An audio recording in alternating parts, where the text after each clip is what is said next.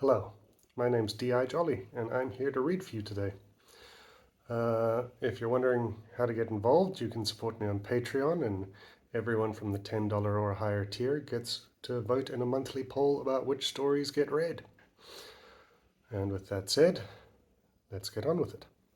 Today's story is The Queue. It is a Josh and Johnny story for those who follow my work, and I hope you like it. How much of our lives do you think we spend standing in line or waiting for traffic lights to change? No, not again. We're not doing this again. Why do you ask that question every time we're in a line for longer than a few minutes? I don't do it every time, every single time. Johnny pushed his lips together and frowned like a scolded child, then managed to say, but in a smaller voice, I only think about it when we're in line. And you're a dick, and as a result, you never have the conversation. You just get angry at me for asking the question. It was Josh's turn to turn his face down and sulk. He had recently started to wonder if his balance had somehow tipped, and he'd stopped being fun and critical, and instead his whole personality was now just being critical of other people's ideas, specifically Johnny's ideas. They took a step forward, and he sighed.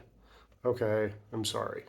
I have no idea how much time we spend in lines, but I think I read somewhere something that since we're supposed to spend like 8 hours a day sleeping, which is a third of a day, we're supposed to spend a third of our lives asleep. Johnny's face lit up, and Josh realized again that that man would possibly forgive him anything simply because they were friends. And he made a mental note to try and catch himself more often when his reflex was to be critical. I read, said Johnny, excited, that on average, over their whole lives, people spend more than 6 months waiting at traffic lights. Josh's forehead wrinkled and he said, Well, I don't believe that. But Johnny had missed the tone in his voice and continued. I mean, it obviously depends on where you live, right? I mean, living in a city, sure, but if you live in the Amazon and you've never seen a traffic light, how could you be waiting at one? But imagine that, just having 6 months more of life to spend doing something. Or maybe they spend that time doing nothing, like we do, but without the stress of waiting. So that's why they have those crazy long lives. They took another step forward, and Josh's forehead had gone from wrinkled in annoyance with his eyebrows low, to wrinkled in surprise with his eyebrows that were trying to join his hairline. He reached out a hand and patted Johnny on the shoulder, saying, That is an incredible thought. I'm proud of you.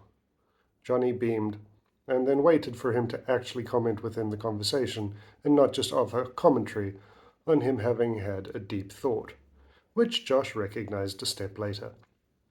I think there is something to be said for actually taking time to relax and rest rather than just having periods between tasks. I mean, you're not resting while waiting for a train or at a traffic light. You're just not doing anything. And yeah, I mean, the old school hunter-gatherer lifestyle was probably very stressful in other ways, but maybe also having less stimulation and less active time was, as is, and is a more healthy way to live. Johnny continued to smile, and they took another step forward. Josh stepped with him and found himself spiraling down a rabbit hole of realization. Over their lives, he'd always held himself up as the better of the two, the obviously far superior friend, because he was smarter, less ridiculous, and the stable one. All the qualities of the better person. But he was critical of everyone. He was angrier, and his contribution to their conversation was more often than not to stop Johnny from embarrassing him, and to put him down and to correct him. But Johnny was just enjoying the play, and reminded Josh to be better, to be kinder, and to be more open-minded.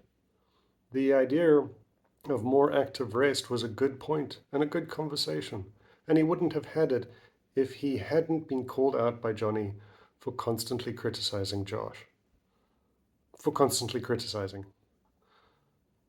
Josh, to his deep surprise, felt his throat tighten, and he had to clench his jaw and turn his face away to stop tears forming, as he realized that For all his belief of being Johnny's better, having Johnny in his life actively made him a better person, a more complete person. They took another step forward and the doorman scowled at them, one smiling like an idiot and the other looking quite obviously like he might cry. The doorman wondered if he cared why and then said, "Tickets." Johnny looked at Josh. "You've got them, right?" Josh's face flushed.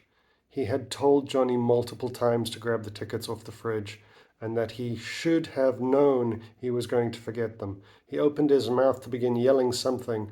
He wasn't sure what, but was stopped by Johnny laughing at him. "I'm kidding, you dick." Johnny then stuck out his tongue at Josh, pulled the tickets out of his pocket, and handed them to the doorman. Thank you very much for listening.